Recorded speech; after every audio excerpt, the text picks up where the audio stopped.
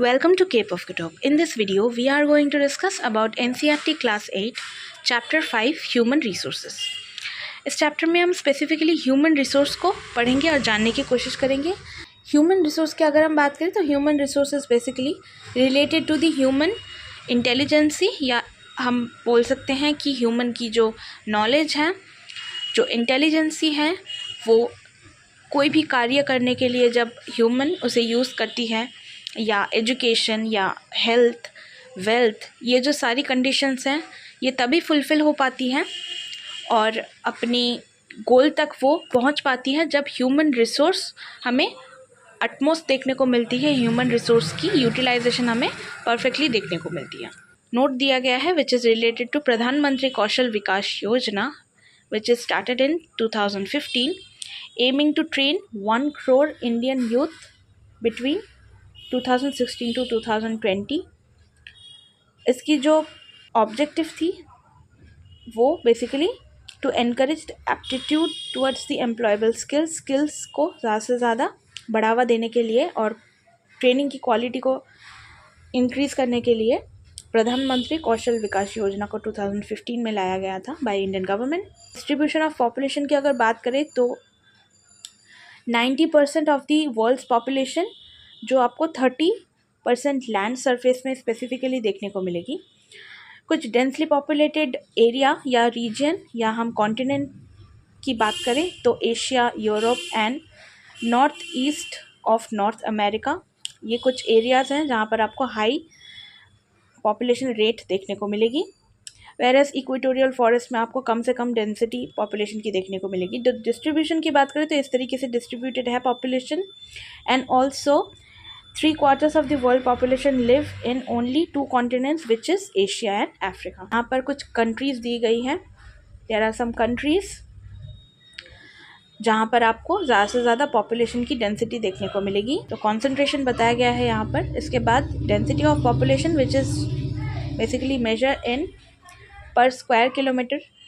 51% per square kilometer is the basically density of population of the whole world।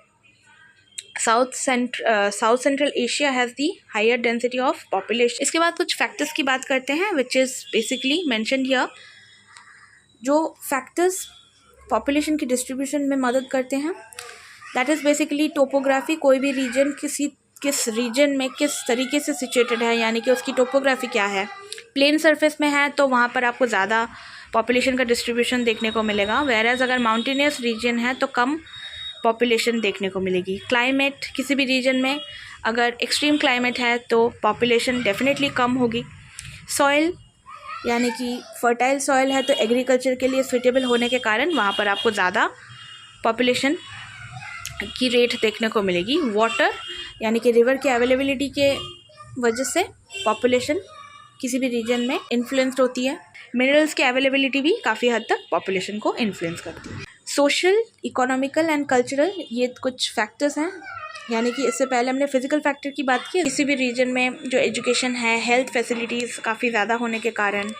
Cultural, यानी कि जो education से related जितनी भी फैसिलिटीज़ है ज़्यादा होने के कारण। एंड ऑल्सो इंडस्ट्रियल एरिया में एम्प्लॉयमेंट अपॉर्चुनिटी ज़्यादा होने के कारण आपको पॉपुलेशन की डेंसिटी हायर देखने को मिलेगी। अब लाइफ एक्सपेक्टेंसी के बारे में यहाँ पर एक शॉर्ट नोट दिया गया है which is the number of years that an average person can expect to live. This is important. Life expectancy हम HDI इंडेक्स जब मेजर करते हैं उसमें एक इंडिकेटर के रूप में पढ़ते हैं। पॉपुलेशन चेंज हमें बताया गया है यहाँ पर किस तरीके से। पहले के टाइम पे इतनी पॉपुलेशन की चेंज हमें फ्रीक्वेंटली नहीं देखने को मिलती थी, लेकिन टेक्नोलॉजी के एडवांसमेंट के कारण डेथ रेट काफ़ी कम होता गया एंड बर्थ रेट जो है वो हायर होने के कारण एंड डेथ रेट स्टैटिक होने के कारण, या डेथ रेट को कंट्रोल किया जाने लगा जब से, क्योंकि मेडिकल में काफ़ी ज़्यादा डेवलपमेंट हमें देखने को मिली एंड टेक्नोलॉजी काफ़ी एडवांस्ड होने लगी आफ्टर 1900। एक्चुअली में माइग्रेशन को कंट्रोल करना बहुत ज़्यादा तो मुमकिन नहीं हो पाया, लेकिन पॉपुलेशन को कंट्रोल करना बहुत ज़्यादा डिफ़िकल्ट हो चुका है। पॉपुलेशन की जो एक्सप्लोजन है, या हम बोले कि पॉपुलेशन जिस तरीके से अभी फ़िलहाल के टाइम पे इंक्रीज़ हो रही है, इंडिया और चाइना जो डेवलपिंग कंट्रीज़ हैं, इन दोनों ही देशों में। तो ये एक प्रोमिनेंट प्रॉब्लम बन चुकी है अभी के टाइम पे, जो पॉपुलेशन की जो इंक्रीज़ है इसको लेकर के। This is a prominent issue. Difference between birth and death rate of a country is called the natural growth rate. This is important. इसके बाद हम बात करेंगे कि इमिग्रेंट्स और इमिग्रेंट्स किसे कहते हैं। दोनों ही टर्म काफ़ी इंपॉर्टेंट है ज्योग्राफी में, स्पेसिफिकली पॉपुलेशन ज्योग्राफी में। इमिग्रेंट का मतलब है जब कभी भी आप किसी भी कंट्री से लीव कर रहे हो या उस कंट्री से आप बाहर चले जा रहे हो किसी दूसरी कंट्री में, तब उसे हम इमिग्रेंट कहेंगे, इमिग्रेशन कहेंगे स्पेसिफिकली। और जब आप किसी दूसरी कंट्री से अराइव कर रहे हो या एंट्री कर रहे हो किसी कंट्री में, तो उसे हम इमिग्रेशन कहेंगे। So both the terms are specifically important. And in migration का क्या मतलब है? इन माइग्रेशन है स्पेसिफिकली जब आप किसी कंट्री से एक कंट्री में एंटर कर रहे हो या इमिग्रेशन कर रहे हो। इमिग्रेशन को ही इन माइग्रेशन और एमिग्रेशन को ही आउट माइग्रेशन के नाम से हम जानते हैं। Immigration and emigration, I hope you understood. Now pattern of population change की अगर हम बात करें, in other countries like UK population growth is slower because death rate and birth rate दोनों ही यूके में काफ़ी कम है।